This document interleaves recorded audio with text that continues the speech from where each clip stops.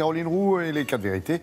Caroline Roux, bonjour. Avec aujourd'hui comme invité des 4 V, le ministre Bruno Le Maire. Oui, le ministre de l'économie et des finances. Alors vous le savez, la semaine prochaine, avec Gérald Darmanin, il va porter le premier budget du quinquennat. Économie, baisse d'impôts, dépenses ciblées. C'est l'un des actes fondateurs du quinquennat.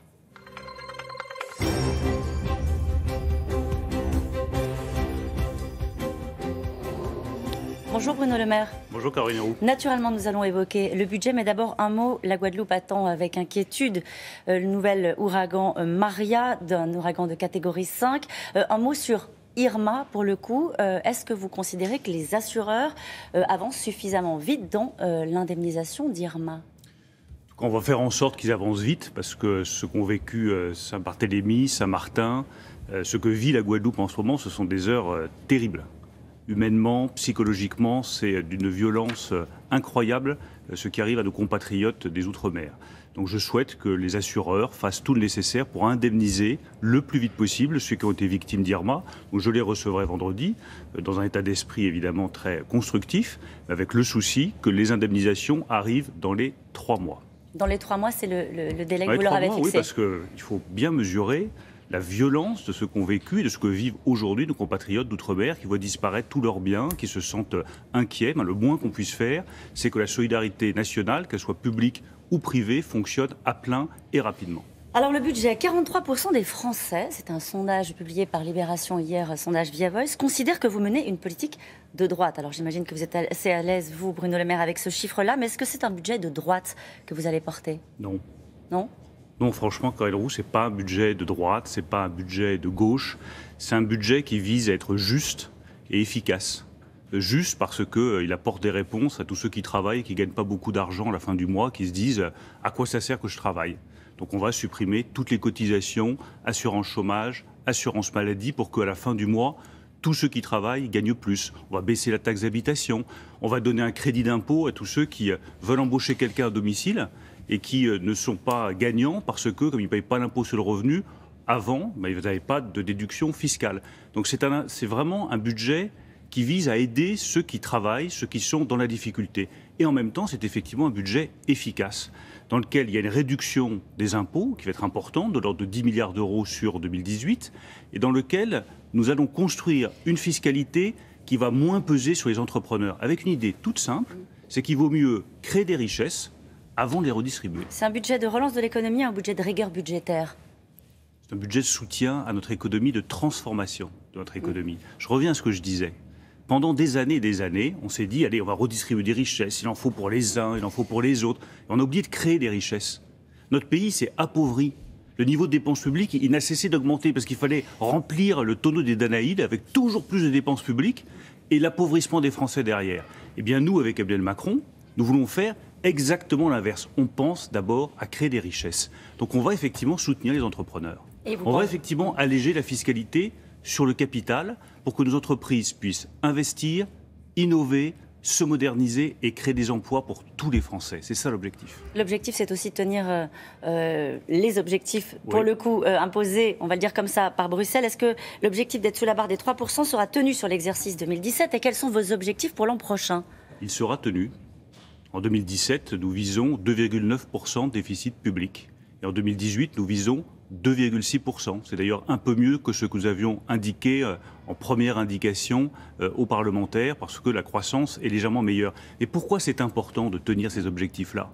D'abord parce que ça permet effectivement de sortir de ce niveau de dépenses publiques excessif qui n'a pas amélioré la situation des Français, qui ne leur a pas donné plus d'emplois, qui ne leur a pas donné plus de richesses. Et ensuite parce que ça donne à notre parole politique en Europe un poids qu'elle n'avait pas jusqu'à présent. La France redevient crédible aux yeux de Bruxelles, à votre avis ? Regardez ce qui s'est passé il y a quelques jours. J'étais à Tallinn, au sommet des ministres des Finances. Nous avons progressé, comme jamais cela n'avait été fait au cours des derniers mois, sur la taxation de Google, Amazon, Facebook, tous ces géants du numérique qui font des profits considérables en France et en Europe et qui payent quasiment pas d'impôts. Eh bien, nous avons progressé. Pourquoi ? Pourquoi est-ce que la France a obtenu gain de cause ?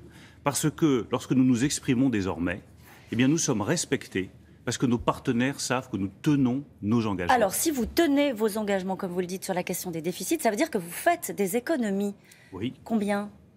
Nous ferons l'année prochaine de l'ordre de 16 milliards d'euros d'économie. C'était 20 l'objectif. L'objectif, c'est de passer de 54,6% de dépenses publiques aujourd'hui par rapport à notre richesse nationale. Nous sommes le pays développé qui a le montant de dépenses publiques le plus important par rapport à sa richesse nationale. Eh bien, nous comptons le ramener en 5 ans autour de 50%, un peu plus que 50%. Juste l'objectif, c'était bien 20 milliards, c'était ça? L'objectif, c'est celui qu'a donné le président de la République quand il était en campagne. Baisser de 3 points le niveau de la dépense publique en France sur 5 ans.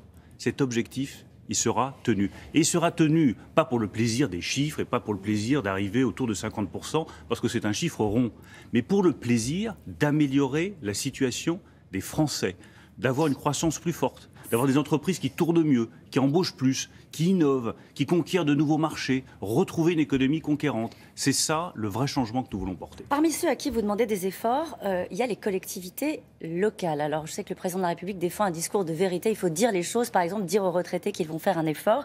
Est-ce que vous confirmez qu'il n'y aura pas de baisse de dotation pour les collectivités locales sur l'exercice 2018 ? Oui, il n'y aura pas de baisse de dotation, mais il est normal que chacun fasse des efforts.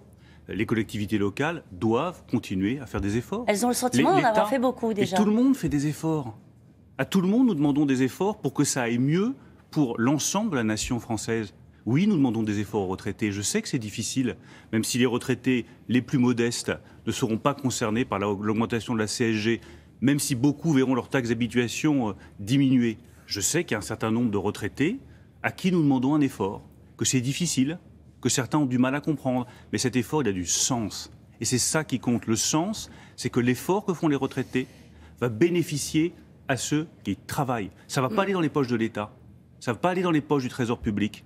Ça va aller dans les poches de ceux qui travaillent. Et à tous les retraités qui nous écoutent, je veux vraiment dire, nous avons conscience de l'effort que nous vous demandons, mais il est utile pour toute la société française. Mais est-ce que sur les collectivités, on voit bien qu'il y a une colère des collectivités locales, et puis les gens qui vous regardent ce matin se disent peut-être, bon, on va demander aux collectivités de faire un effort, et puis au final, ça se terminera avec une hausse des impôts locaux. Non, il n'y a pas question. Enfin, chaque collectivité locale fera ses choix. Une collectivité locale, comme vous le savez, s'administre librement. Mais on ne peut pas dire aux Français, nous vous demandons un effort à une partie des retraités. Nous demandons des efforts à l'État. Nous demandons des efforts sur le logement. Nous allons faire une politique qui vise justement à faire baisser les loyers et avoir une politique qui soit moins coûteuse. Et dire des collectivités locales, elles seront exonérées de tout effort. Ça, c'est pas possible. Dans le Parisien ce matin, logement, emploi, les deux ministères qui sont mis le plus à contribution. Est-ce que vous confirmez ces informations du Parisien? Et est-ce que vous l'expliquez, considérant que le logement et l'emploi, ce sont deux ministères où on pouvait faire des économies? C'est une présentation qui est totalement fallacieuse. La réalité, c'est que sur le ministère du Travail, il y a un choix qui a été fait, qui est de réduire fortement le nombre de contrats aidés.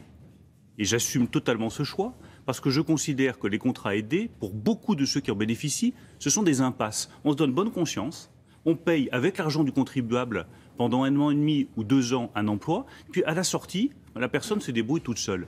Eh bien, nous préférons investir l'argent du contribuable dans le soutien aux entrepreneurs, à l'innovation, à la croissance, pour qu'il y ait des emplois stables, avec de bonnes qualifications, de vraies perspectives d'avenir pour les gens.